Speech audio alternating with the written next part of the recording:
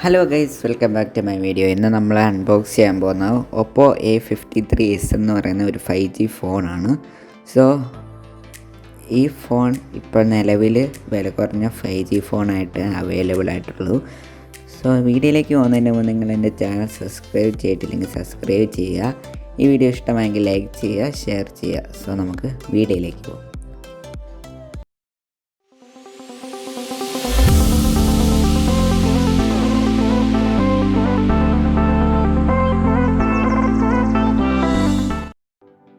So ആദ്യമേ തന്നെ നമുക്ക് ബോക്സിൻ്റെ സീല് പൊട്ടിക്കാം, എന്നിട്ട് അൺബോക്സ് ചെയ്യാം.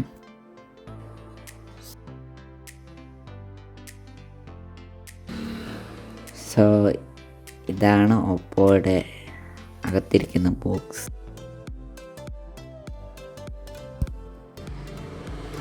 ഈ ബോക്സ് നമുക്ക് അൺബോക്സ് ചെയ്യാം. സോ ബോക്സ് തുറക്കുമ്പോൾ തന്നെ ഒരു ചെറിയ ബോക്സാണ് കാണുന്നത്. അതിനകത്ത് എന്തൊക്കെയാണെന്ന് നോക്കാം. ഇതിനകത്തൊരു കവറും പിന്നെ വാറണ്ടി കാർഡും ഗൈഡും ഒക്കെയാണ് വരുന്നത്. പ്രത്യേകിച്ച് ആ ബോക്സ് പിന്നെ ഒന്നുമില്ല, അകത്തൊന്നും പ്രത്യേകിച്ചൊന്നുമില്ല. പിന്നെ ഈ പേപ്പർ മാനുവലാണ്. ഇതിനകത്ത് പേപ്പർ കാര്യങ്ങളൊക്കെ വരുന്നുണ്ട്. 2 പേപ്പറാണ് വരുന്നത്. പിന്നെ ഒരു സിം ഇജക്ഷൻ പിന്നെ അവർ നൽകിയിട്ടുണ്ട്. പിന്നെ ഒരു ട്രാൻസ്പെറൻറ്റ് സിലിക്കോൺ കേസ് അവർ നൽകിയിട്ടുണ്ട്. അത്യാവശ്യം കട്ടിയുള്ള ഒരു സിലിക്കോൺ കേസ് നൽകിയിട്ടുണ്ട്. അടുത്തായിട്ട് നമ്മുടെ ഫോണാണ് വരുന്നത്. അതിൻ്റെ മുമ്പ് ഒരു പേപ്പറുണ്ട്, അത് എടുത്ത് കളയാം. സോ ഇതാണ് നമ്മുടെ ഫോൺ. നമുക്ക് ഫോൺ ആ കവറിൽ നിന്ന് എടുക്കാം. അതിൻ്റെ മുമ്പ് നമുക്ക് ബോക്സിനകത്ത് ബാക്കി എന്തൊക്കെയുണ്ടെന്ന് നോക്കാം.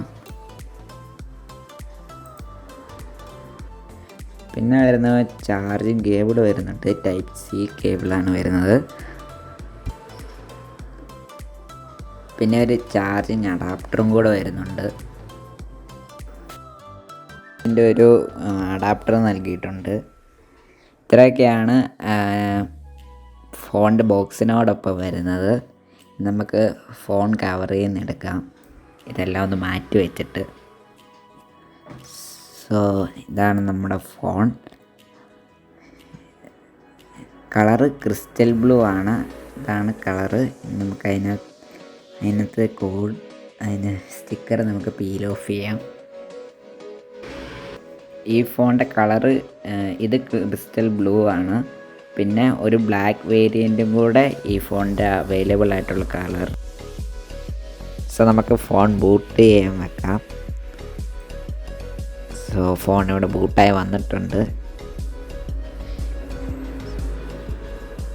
ഫോൺ മൊത്തത്തിൽ അത്യാവശ്യം നല്ലൊരു ലുക്കുണ്ട്. നമുക്ക് ഫോൺ കേസിലിട്ട് നോക്കാം. അത്യാവശ്യം കട്ടിയുള്ള കേസ് തന്നെയാണ്, കാരണം താഴെ വീണാലും വലിയ കുഴപ്പം പറ്റിയില്ല. സോ അടുത്തായിട്ട് നമുക്ക് ഫോണിൻ്റെ ഫിംഗർ പ്രിൻറ്റും ഫേസ് ലോക്കും എങ്ങനെയുണ്ടെന്ന് നോക്കാം. ഓൾറെഡി ഞാൻ സെറ്റ് ചെയ്തു. നമുക്ക് ഫിംഗർ പ്രിൻറ്റ് എത്രത്തോളം ഫാസ്റ്റാണെന്ന് നോക്കാം.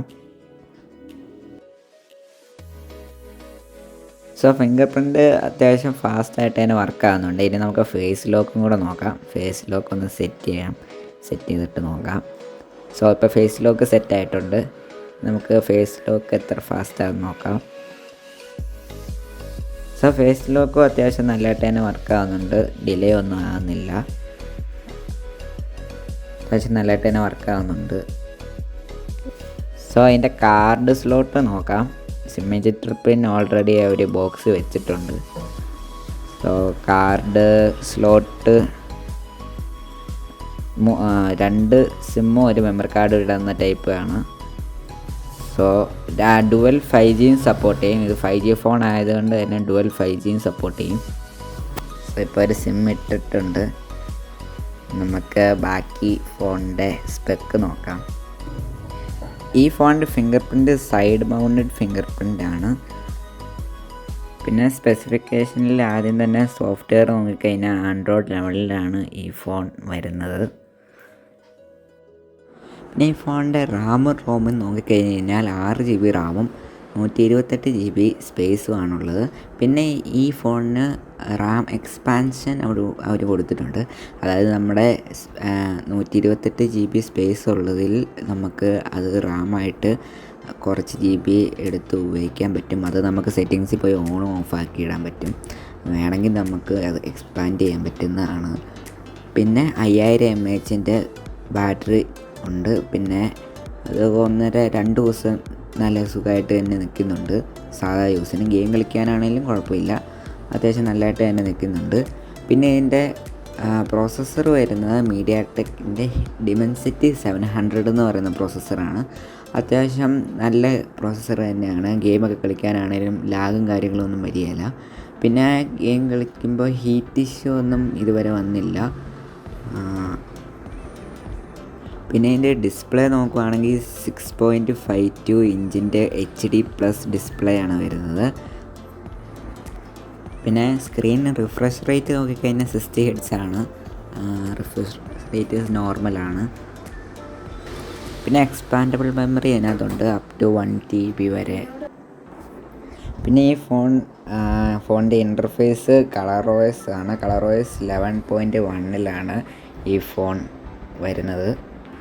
പിന്നെ ഈ ഫോൺ എക്സ്ട്രാ പിക്സൽ മോഡ് എന്ന് പറയുന്നൊരു ഓപ്ഷൻ കൊടുത്തിട്ടുണ്ട്. അത് വെച്ച് ഫോട്ടോ എടുക്കുമ്പോൾ അത്യാവശ്യം നല്ലതായിട്ട് തന്നെ കിട്ടുന്നുണ്ട്. പിന്നെ ഈ ഫോണിൻ്റെ ക്യാമറ സ്പെക്ക് നോക്കിക്കഴിഞ്ഞ് കഴിഞ്ഞാൽ front camera 8 MP primary camera നോക്കിക്കഴിഞ്ഞാൽ 13 MP മെയിൻ ക്യാമറയാണ് വരുന്നത്. പിന്നെ 2 MP ഒരു ഡെപ്ത് ക്യാമറ വരുന്നുണ്ട്. പിന്നെ 2 MP ഒരു മാക്രോ ക്യാമറ വരുന്നുണ്ട്. ഇങ്ങനെയാണ് 3 ക്യാമറ വരുന്നത്. പിന്നെ ക്യാമറ മോഡ്സ് ഉണ്ട്. Night, expert, panoramic, portrait, time slap, slow motion, text scanner, extra HD, AIID, photo, macro and text, beauty, sticker എന്നൊക്കെ പറഞ്ഞ് ഒത്തിരി മോഡ് വരുന്നുണ്ട് ഫോണിൻ്റെ ക്യാമറയിൽ. പിന്നെ ഈ ഫോണിൻ്റെ റെസൊല്യൂഷൻ നോക്കിക്കഴിഞ്ഞാൽ 1600x720 പിക്സൽസ് ആണ് വരുന്നത്. HD+ ഡിസ്പ്ലേ തന്നെയാണ്. GPU നോക്കിക്കഴിഞ്ഞ് കഴിഞ്ഞാൽ Mali G57 MC2 ആണ്. 730 MHz വരെ കിട്ടും. സോ ഒരു 5G ഫോൺ വില കുറഞ്ഞ് നോക്കുന്നുണ്ടെങ്കിൽ ഇതൊരു ബെറ്റർ ഓപ്ഷനാണ്. ക്യാമറ വലുതായിട്ട് നോക്കുന്നില്ലെങ്കിൽ മാത്രം അത്യാവശ്യം സ്പെക്കുള്ള ഒരു മൊബൈലാണിത്. കുറച്ച് ക്യാമറ സാമ്പിൾസ് ഈ ഫോണിലെടുത്ത് നോക്കാം.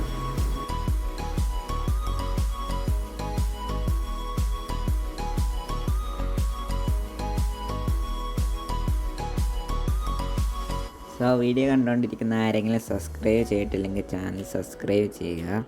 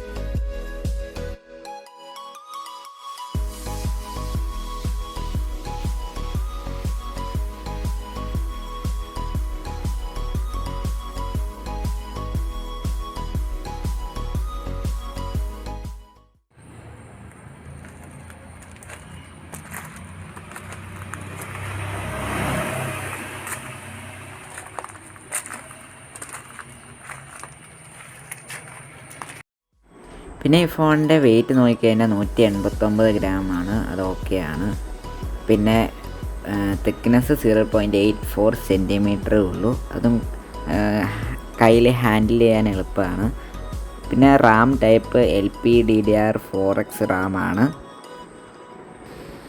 പിന്നെ റിയർ ക്യാമറയിൽ 180p പിക്സലിൽ നമുക്ക് 30 FPS നമുക്ക് വീഡിയോ റെക്കോർഡ് ചെയ്യാവുന്നതാണ്. ഫുൾ HD-യിലും HD-യിലും നമുക്ക് റെക്കോർഡ് ചെയ്യാൻ പറ്റും.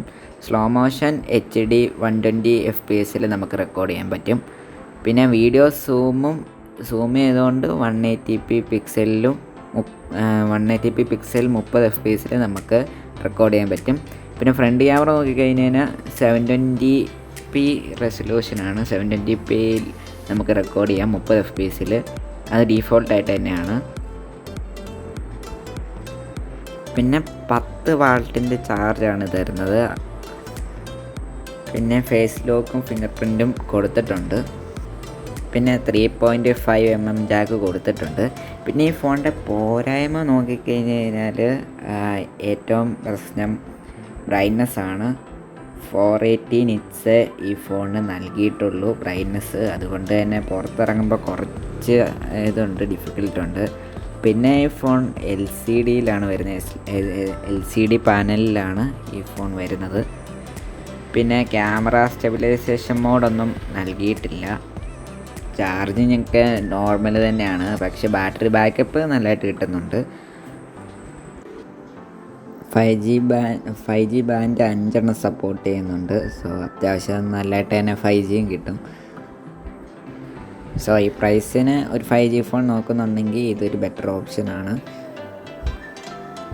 സോ ഇത്രയൊക്കെയാണ് Oppo A53s 5Gയുടെ അൺബോക്സിങ്ങും സ്പെസിഫിക്കേഷനും ഒക്കെ. സോ ഈ വീഡിയോ ഇഷ്ടമായെങ്കിൽ ലൈക്ക് ചെയ്യുക, സബ്സ്ക്രൈബ് ചെയ്യുക, ഷെയർ ചെയ്യുക. സോ ഈ ചാനൽ ഇതുവരെയായിട്ട് സബ്സ്ക്രൈബ് ചെയ്തിട്ടില്ലാത്തവർ സബ്സ്ക്രൈബ് ചെയ്യുക. സോ അടുത്തൊരു വീഡിയോയിൽ കാണാം. ബൈ.